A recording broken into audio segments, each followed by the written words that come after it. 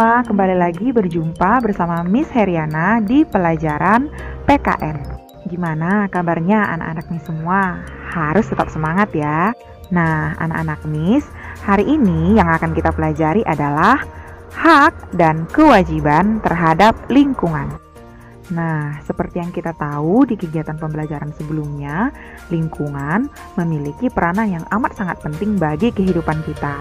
Supaya lingkungan bisa terus mendukung kehidupan kita, maka kita perlu tahu apa yang menjadi hak dan kewajiban kita terhadap lingkungan yang ada di sekitar kita.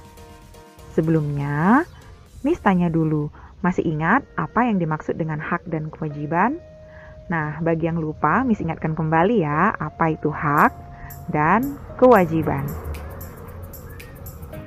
Hak adalah segala sesuatu yang harus diterima oleh seseorang. Sedangkan kewajiban adalah segala sesuatu yang harus dilakukan menurut aturan tertentu.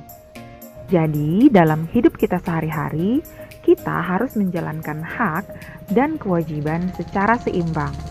Dan sebelum kita menuntut hak kita harus terlebih dahulu melaksanakan kewajiban kita.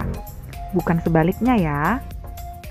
Baiklah, sekarang kita lihat apa sih yang menjadi hak dan kewajiban kita terhadap lingkungan. Nah, yang menjadi hak kita adalah yang pertama, kita berhak untuk menikmati lingkungan yang segar dan bebas polusi. Yang kedua, kita juga berhak untuk mendapatkan lingkungan dengan rasa aman dan nyaman. Yang ketiga, kita juga berhak untuk memanfaatkan segala sumber daya alam yang ada di sekitar kita. Dan yang terakhir, kita juga memiliki hak untuk menggunakan sumber energi yang tersedia di lingkungan. Misalnya, sumber energi listrik yang kita dapatkan baik dari batu bara maupun minyak bumi.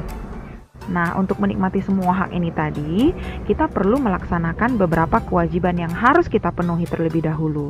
Yang pertama yaitu, kita wajib membersihkan lingkungan yang ada di sekitar kita.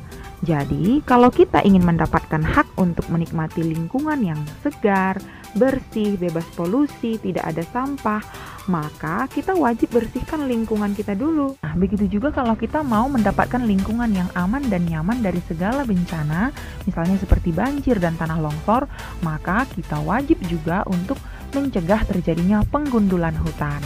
Jadi tidak boleh menebang pohon sembarangan. Yang ketiga, kita juga wajib untuk mencegah segala bentuk pencemaran, baik udara, air, maupun tanah. Yang terakhir, yaitu kita juga wajib untuk menerapkan perilaku hemat energi dan menghemat segala bentuk pemanfaatan sumber daya alam. Mengapa kita perlu menerapkan perilaku berhemat? Karena kalau kita ingin memanfaatkan sumber daya alam maupun sumber energi secara terus-menerus, maka kita harus menghemat penggunaannya agar sumber daya alam ini masih tersedia untuk generasi yang berikutnya. Karena yang butuh sumber daya alam maupun sumber energi tidak hanya kita, tetapi juga generasi setelah kita.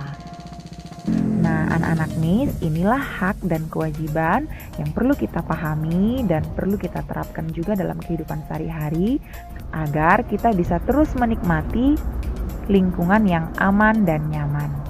Sekian dulu untuk pelajaran hari ini, sampai jumpa di pembelajaran berikutnya. Goodbye.